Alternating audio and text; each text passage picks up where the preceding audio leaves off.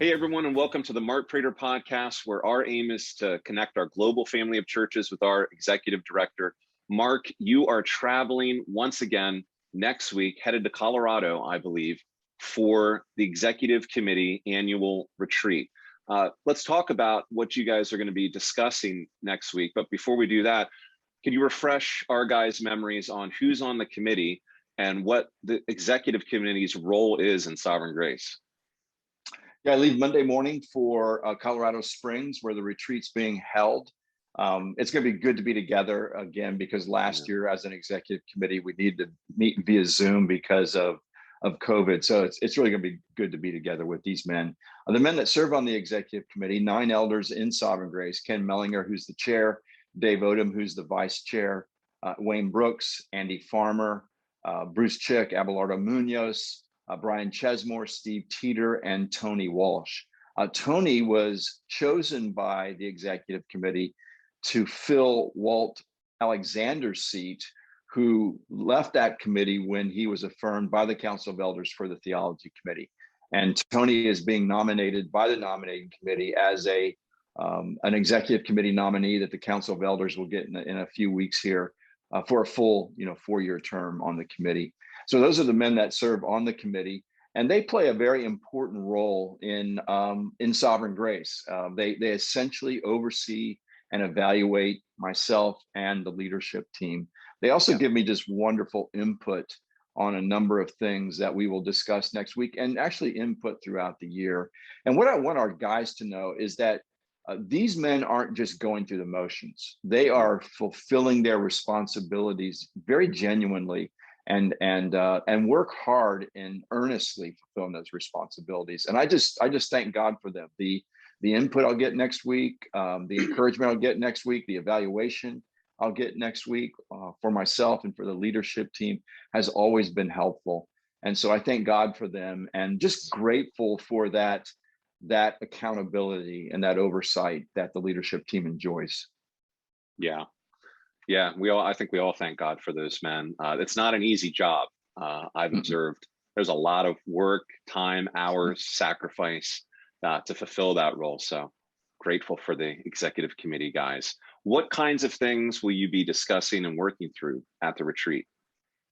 We have a full agenda. One of the things that I'll be doing is updating them on the 5 to 10 year strategic plan that I presented to them last year. That strategic plan had a number of tactical steps that we've been able to accomplish over the last year.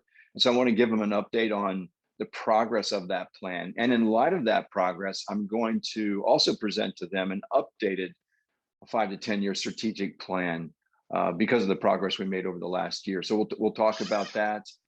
Every year I take them through sort of the outline of my State of the Union, at least as I conceive it and have it put together right now, and I'll get their input on that.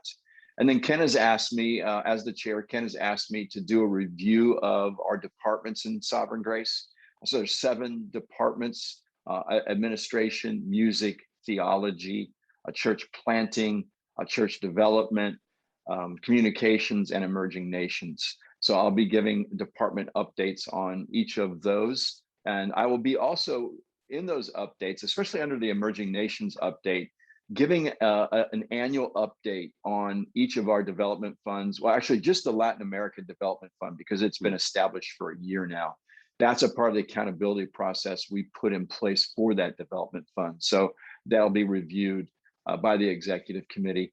They'll spend time also evaluating me and we'll go through an evaluation of each man on the leadership team. And again, that's just very profitable and helpful.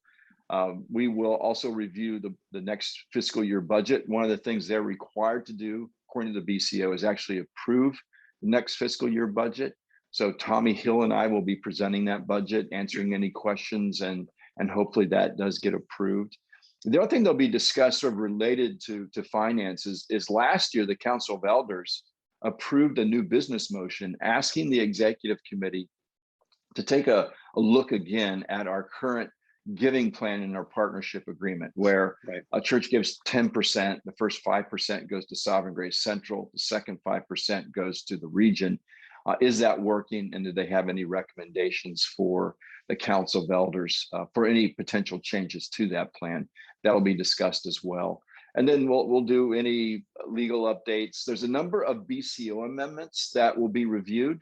Again, that's another responsibility of the executive committee, is to review all the BCO amendments, give any input to those who have authored those amendments before they are submitted to our Council of Elders 60 days before the meeting.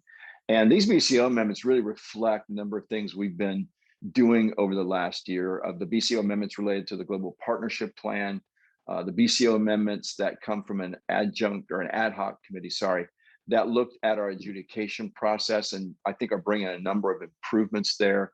The Polity Committee's ongoing work, there was I think a 3-year plan of just updating the BCO in terms of its structure and language. No substantive changes in those BCO amendments, but that I think really does make the BCO a lot clearer. So that's just a partial list of the things that we will be covering next week. Yeah, right, exactly. These men do work hard. Wow. Well, let me encourage guys watching this, or more likely reading this. And let's be praying for Mark and the committee next week, for God's blessing on you guys and for wisdom from above as you guys serve our family of churches. So thanks for the update, Mark.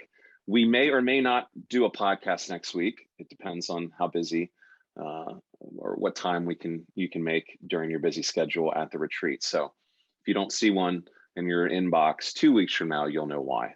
So thank you, Mark. Thank you to the men serving on the executive committee. That's all for us for this podcast. So we'll see you next time. Bye for now. Thank you for watching. If you have questions or comments, Mark would love to hear from you. For more videos like this, hit subscribe on YouTube or by email at markkprater.com.